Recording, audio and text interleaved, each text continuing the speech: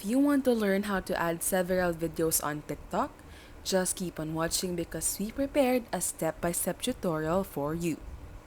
Once you've opened your TikTok account, just press the plus icon at the middle part of your screen and press the upload button at the bottom right corner of your screen. Here, make sure that you check the select multiple option, which will allow you to upload multiple videos at the same time. Once you've checked this, you can go to the videos tab and start selecting the videos that you want to upload on TikTok.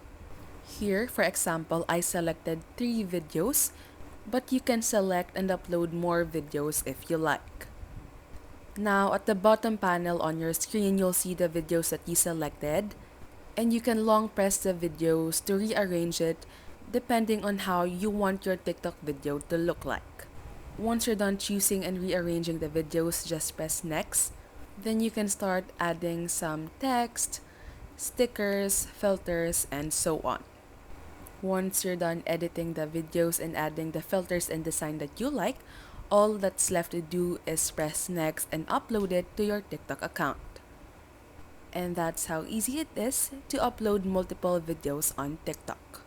If this video helped you, don't forget to press like and subscribe. We hope to see you again next time.